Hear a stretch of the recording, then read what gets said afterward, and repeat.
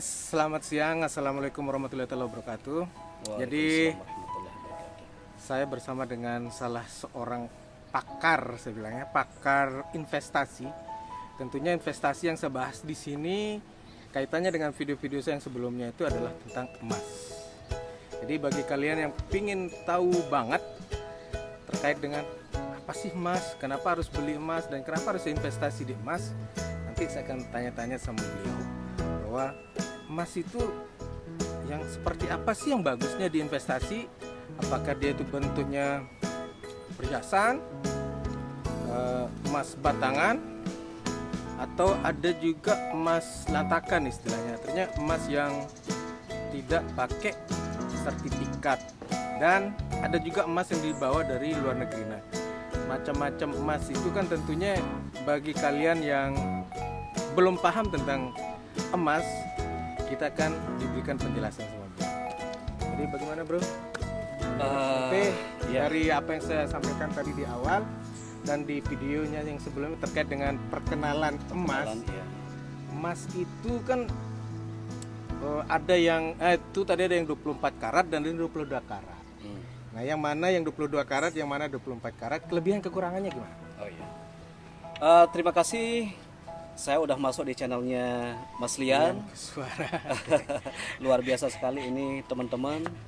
Beliau ingin berwawancara atau sedikit sharing tentang investasi emas. Edukasi emas. Tentang edukasi investasi emas. Nah, beliau nanya, sebenarnya kalau mau investasi emas itu baiknya emas seperti apa? Ya, betul. Karena banyak orang awam, katanya beliau, tidak tahu emas yang bagus itu seperti apa. Iya. Karena banyak macam karatnya, apalagi di pasar-pasar. Iya. Ada karat 16, 18, 20, 24 karat. Nah, sementara orang-orang taunya kan perhiasan saja. Ya kan? Nah, untuk kalau dari saya sih ya, alasan untuk investasi itu baiknya dalam bentuk logam mulia. Alasan investasi logam mulia. Tapi tidak ada salahnya juga untuk perhiasan. Cuman ada beberapa kendala kalau orang berinvestasi di perhiasan. Keuntungannya tidak maksimal, tidak sesuai dengan keuntungan seperti emas 24 karat. Karena apa? Kalau perhiasan itu kan ada ongkos tukangnya. Ada tambahan nilai di sana. Tambahan nilai, terus ada batu-batunya, terus ada keunikannya di perhiasan itu. Nah, seandainya kalau itu kita beli, itu nilai investasinya untuk jangka panjang bagus-bagus, tapi tidak sebagus investasi di logam mulia.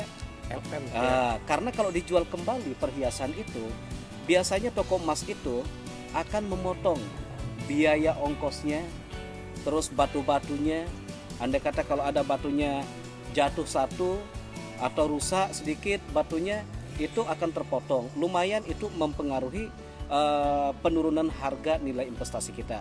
Terus yang ketiga, banyak juga perhiasan ini mereka beli asal-asalan. Yang penting dia bagus modelnya, yang penting desainnya bagus, saya akan beli dengan harga berapapun. Sebenarnya kalau alasan investasi ke sana itu salah. Itu biasanya alasan mereka itu alasan senang-senang. Kalau alasan senang-senang, saya rasa masalah kerugian atau apa mereka tidak terlalu memperhitungkan. Nah, sekarang kita harus semat apakah kita ini bergaya-gayaan atau memang betul-betul alasan untuk nabung dalam bentuk emas, gitulah. Nah, berarti ada dua tipe ya. Ada dua. Orang yang memang senang dengan model gaya, tidak memperdulikan dia berapa perhitungan biaya untuk modelnya, sama yang benar-benar murni dan menghitung saya ini beli emas untuk investasi. Iya. Jadi himbauan saya, kalau saya sih memaksimalkan nilai investasi. Jadi bolehlah kita sharing ya. Harus kita sharing.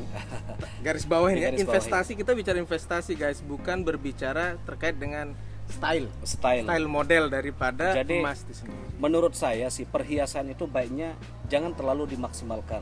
Kepemilikannya jangan terlalu banyak kita punya. Seandainya kalau kita udah punya 3 atau 4 cukup serasa. Nah, selebihnya nanti di saat kita punya duit, baiknya duit ini segera ditabung dalam bentuk LM atau logam mulia. Jangan beli perhiasan lagi. Kalau perhiasan yang lama, andai kata kalau tidak dipakai, kepingin perhiasan baru, baiknya ditukar tambahin aja atau digadai dulu. Gade kan keluar duit juga kan, keluar duit beli lagi perhiasan. Saya rasa cukup sampai seperti itu sih Mas Yan. Jadi warga harus smart juga ya. Warga harus smart juga untuk membeli perhiasan. Apakah dia membeli untuk gaya-gayaan atau investasi? Nah, itu menurut saya sih perbedaan antara investasi perhiasan atau emas 24 karat. Intinya sebenarnya kedua-duanya ini bagus, tergantung dari tujuan kita untuk menyimpannya gitu. Jadi guys, udah jelas sekali tadi disampaikan bahwa di perhiasan itu ada nilai tambah. Di saat kalian membeli baru, di sana kan dihitung nilai tambah dengan pembuatannya, ongkos tukang biasanya. Nah, pada saat dijual itu juga tidak dihitung karena yang dihitung adalah nilai emasnya ya. Emasnya saja. Begitupun kalau kalian ingin membeli logam mulia itu udah di sana kan hanya dalam bentuk kepingan ya. Tidak ada lagi model-model untuk dijadiin gelang, cincin ataupun kalung. Jadi kalau dijual kita beli nggak kena biaya untuk pembuatan gitu kan. Jadi lebih aman kalau kalian safety uangnya kalau membeli emas dalam bentuk batangan. So dari penjelasan tadi saya kira teman-teman udah bisa memahami sedikit bahwa investasi yang terbaik adalah antara perhiasan dengan LM adalah LM. Nah, pertanyaan yang kedua sekarang adalah kita mengenai emas lokal dengan emas luar negeri. Biasanya kan ada yang bawa emas dari luar negeri, katanya emas luar negeri lebih bagus dari emas lokal. Nah, ini pertanyaan ini mitos ini kayaknya ini. Bagaimana nih pendapatnya ini? Kalau luar negeri kenapa dikatakan lebih bagus? Sebenarnya tidak ada bagusnya ya. Tidak ada ininya, nilai lebihnya. Kalau kita dari dunia emas ya, tidak ada nilai bagusan luar negeri daripada lokal atau apa. Sebenarnya tidak ada itu. Dia sama-sama emas kan? Sama-sama emas. Iya. Emas ini adalah dunia. Emas ini pasarannya dunia menentukan. Karatnya pun udah ditentukan. Jadi karat yang ada di Lombok atau di Indonesia 22 karat, misalkan 22 karat yang ada di Indonesia, kalau dibawa ke luar negeri ya tetap 22 karat. Iya. Ini rumus dunia, emas itu permainan dunia, rumus dunia. Jadi salah mungkin tafsirannya teman-teman bahwa emas luar negeri itu lebih bagus daripada emas yang ada di Indonesia. Itu salah. Begitu juga dengan ini sekarang ini banyak masyarakat terutama di daerah-daerah tertentu, mereka masih untuk perhiasan mereka masih senang 22 karat ya. Sementara pasar-pasar yang lain dia tidak senang 22 karat. Nah, katanya sih bahasanya kenapa sih emas Lombok itu bagus? Kenapa emas Jawa itu jelek? Iya. Itu sebenarnya bukan emasnya yang jelek. Pasarnya yang yang meminta seperti itu. Gitu loh. Pasarnya kita tahan sebentar. Kita pindah tempat karena matahari ini udah tidak mendukung untuk kita tampilannya guys. Oke ya, kita pindah sebentar, kita ke arah sana.